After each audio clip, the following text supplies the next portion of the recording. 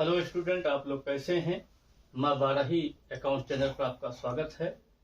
ये process account का जो है 9वां वीडियो है, जिसमें हमने आपको जो है कुछ चीज़ें जो बड़ी इम्पॉर्टेंट हैं या जिनका यूज प्रोसेस अकाउंट में हो रहा है या जिनके कैलकुलेशन में दिक्कतें आती हैं, उनसे रिलेटेड कुछ जो है प्रोसेस के टर्म आपको प्रेजेंट कर रहे हैं। पहला इसमें है नॉर्मल लॉस या normal wastage. Normal wastage is a one which is identical to production due to unavoidable reason। मतलब आपका नॉर्मल लॉस एक ऐसा लॉस होता है जो होना ही है, जिसको आप कंट्रोल नहीं कर सकते हैं, जो होना ही है। It can not be controlled, it arises due to evaporation. ये इवापोरेशन के द्वारा हो सकता है, श्रिंकेज के द्वारा हो सकता है, ब्रीकेज के द्वारा हो सकता है, स्पाइलेज के द्वारा हो सकता है, और इसी से रिलेटेड कुछ रीजंस होते हैं। तो नॉर्मल लॉस एक प्रकार का वो लॉस होता है जो होना ही है। जैसे आप पेट्रोल पंप पर जाते हैं, जब आप पेट्रोल भराते हैं तो चाहे जितना कंट्रोल करें पेट्रोल उड़ेगा जरूर। ऐसे आप जब केरोसिन ऑयल खरीदते हैं, उसको अगर आप खरीदेंगे जो है, तो जब जिसमें वो भरा जाता है, चाहे जितनी कोशिश कर ले वो जो है उड़ेगा जरूर। तो जिन चीजों पर आपकी कंट्रोलिंग नहीं होती है उसको हम नॉर्मल लॉस बोलते हैं। Normal loss is shown in the credit side of process account के क्रेडिट साइड में दिखाते हैं in unit as well as amount. Unit column में भी दिखाते हैं, अमाउंट कॉलम में दिखाते हैं, और ये हमेशा परसेंटेज में दिया रहता है, और इसकी वैल्यू हमेशा क्वेश्चन में दी रहती है किस रेट से इसका वैल्यूएशन करना है। तो सबसे पहले आप जो है लॉस यूनिट्स में निकाल लेंगे, फिर जो भी रेट्स होगी उसके अनुसार वैल्यूएशन कर लेंगे। लेकिन मान लीजिए बाई चांस नॉर्मल लॉस की रेट नहीं दी हुई है, तो आप यूनिट वाले कॉलम में क्रेडिट साइड में दिखा दीजिएगा और अमाउंट वाले कॉलम को निल कर दीजिएगा, डैश कर दीजिएगा या निल करके छोड़ दीजिएगा। अब आ जाइए एबनॉर्मल लॉस क्या होता है। Abnormal loss is one which is in excess of normal loss. मतलब नॉर्मल लॉस के ऊपर या नॉर्मल लॉस से ज्यादा जो लॉस हो जाता है उसी को हम एबनॉर्मल लॉस बोलते हैं। It arises due to abnormal causes.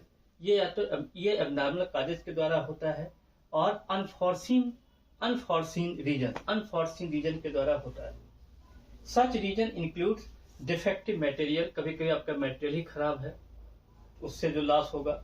Sickness of machine आपकी खराब हो गई, मशीन ब्रेकडाउन, मशीनों में कुछ टूट फूट हो गई, या नेचुरल कैलेमिटी। जैसे मान लीजिए आपने देखा हो कोरोना आ गया था, या कोई बहुत महामारी आ गई, या कोई बीमारी आ गई, या जो है किसी वर्कर का एक एक्सीडेंट हो गया मशीन से जो है, तो ये सब चीजें आपकी जो है एबनॉर्मल लॉस का कारण बनती है। अब इसका जब वैल्यूएशन करते हैं, abnormal loss is valuated by applying following formula. Abnormal loss का हमेशा जो है वैल्यूएशन किया जाता है। टोटल अमाउंट ले लेंगे minus normal loss in rupees upon total unit minus normal loss in units into abnormal loss in units.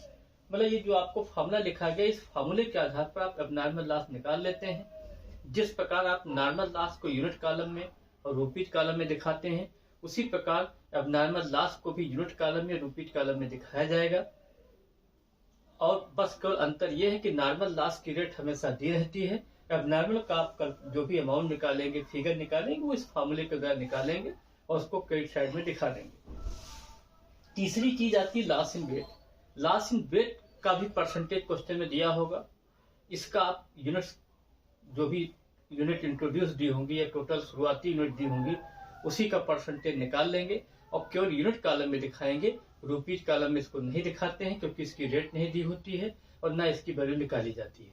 तो इस वीडियो में हमने आपको कुछ ऐसे टर्म्स प्रेजेंट किए हैं जो क्वेश्चंस में आते हैं, आपके दिमाग में जो है गूंजता होगा। नॉर्मल लॉस क्या है, या नॉर्मल लॉस में क्या करते हैं, एबनॉर्मल लॉस में क्या करेंगे, लॉस इन वेट का क्या होगा, एबनॉर्मल इफेक्टिवनेस का क्या होगा।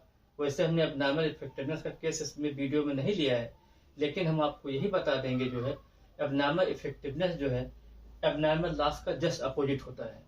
जब आप क्वेश्चन लगा रहे होते हैं प्रोसेस का, अगर यूनिट का डेबिट साइड का टोटल क्रेडिट साइड से ज्यादा है तो एबनॉर्मल लॉस हो जाता है। अगर यूनिट के प्रोसेस अकाउंट में यूनिट का क्रेडिट साइड का टोटल अगर डेबिट साइड से ज्यादा है तो एबनॉर्मल इफेक्टिवनेस हो जाती है।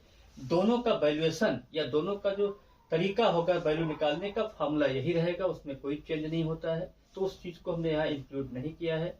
लॉस इन वेट आपको बता दिया, केवल यूनिट कॉलम में आप क्रिएट करेंगे, वैल्यू नहीं निकालेंगे। अब नॉर्मल का जब कैलकुलेशन करेंगे इस फॉर्मूले के द्वारा करेंगे। नॉर्मल लॉस की परसेंटेज और रेट हमेशा दी रहती है दोनों को। मतलब कहने का मतलब ये जो तीनों टर्म्स हमने आपको प्रोसेस अकाउंट में प्रेजेंट किए हैं ये हमेशा क्रेडिट साइड में आएंगे, और इनकी जो है लॉस इन वेट को छोड़ करके बाकी दोनों, चाहे नॉर्मल लॉस हो चाहे एबनॉर्मल लॉस हो, यूनिट और रुपीज कॉलम में दिखाया जाएगा। नेक्स्ट वीडियो में कोई आपको बहुत बढ़िया चीज आपको बताएंगे।